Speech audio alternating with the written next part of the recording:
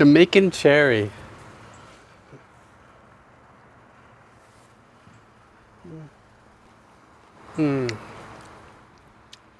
Tastes similar to cotton candy.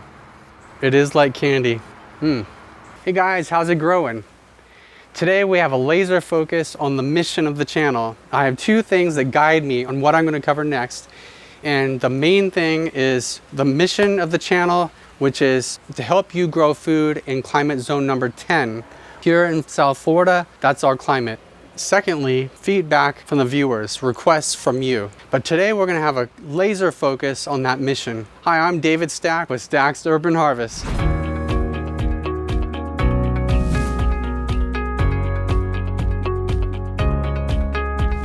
Looking back when I first started gardening in 2010 here, if I could only send myself a message back then, what would it be?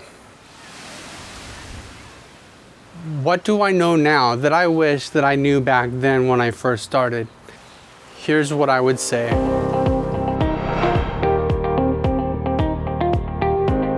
The biggest for me is I wish I knew about square foot gardening. That was a huge game changer for me.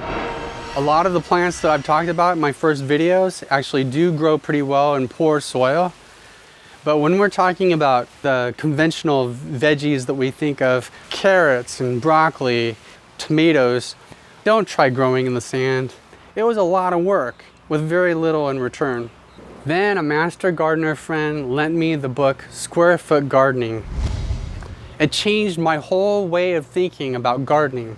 I'll have links below where you can purchase either the second edition or the third edition. Of course, the second edition is much cheaper, but it got me started.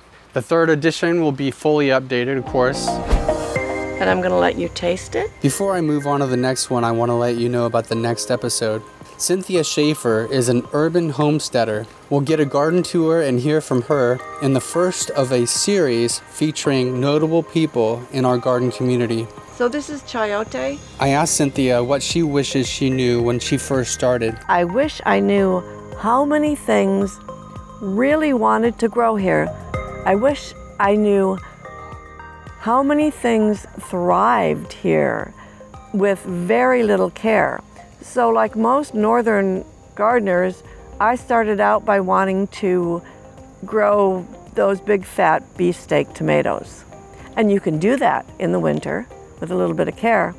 And with a little bit of knowledge in interplanting, you can do so much in a garden in Florida. The gardens in Florida are so alive all year round, and it's a matter of having someone with knowledge to teach you what to plant, when to plant it, and how to plant it. Number two, like Cynthia said, when to plant is key. So there are certain things that grow fine in the summertime, and I covered that in the first couple of videos that I did. But as far as conventional veggies like broccoli, cauliflower, tomatoes, those can definitely grow in the cooler months. And that's I call those the cool season crops.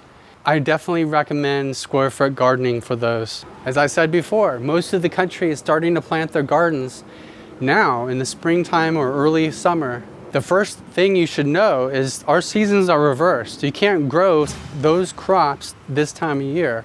I saw these tomato plants in BJ's, a big box store like Costco. They're counting on people not knowing that this is not the time of year to plant tomatoes. When to grow is key. For more on that, check out my other videos on summer gardening here. And that brings us to number three, which Cynthia also touched on, and that is what to plant. I sure wish I knew about those plants that thrive in our summer heat. And by the way, those plants do very well without square foot gardening in the ground. And that's a great thing for me because at this time of year, in the beginning of the summer, I'm putting my beds under plastic to solarize. And that brings us to number four, nematodes. If you've been following my gardening for a while, you know nematodes are my main nemesis around here.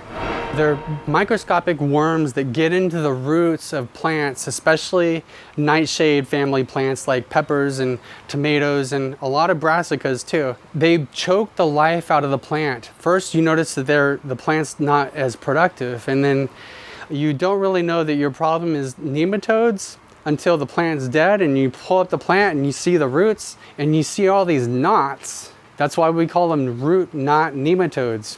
I was so determined to find out how to get rid of these nematodes. So I went to the University of Florida and I spoke with Dr. Davis, a nematologist. I've learned how to deal with them. I know that I'm never gonna eradicate them. I'm always gonna have nematodes. You can manage them with French marigolds, crab shell fertilizer, seaweed fertilizer, and compost tea. And I definitely plan to do a series on this subject also, because there's so many different aspects about nematodes that I wanna cover. These things are amazing. It's not the size that I'd like it to be, but you know what? I've neglected the plant and I'm happy to get whatever size I can get. Pineapples you get in the store are tasteless compared to what you can grow at home. These are amazing. I remember the moment that it hit me that I live in a subtropical climate and I need to embrace pineapples and all the tropical fruits. Jamaican cherry. You live in climate zone 10, embrace it. In closing, I want to say a lot of people give up gardening because they think, I tried, I just can't grow anything, I don't have a green thumb. First of all, don't give up. Cynthia Schaefer summed up 2 of my points when she said, knowing what to plant, when to plant is so important. And that little knowledge right there can go a long way in putting food on your table. I love your feedback. Please leave a comment below. Let me know what subject you'd like me to cover. If you learned something from this, please subscribe, like, click on the bell to be notified when I upload future videos. And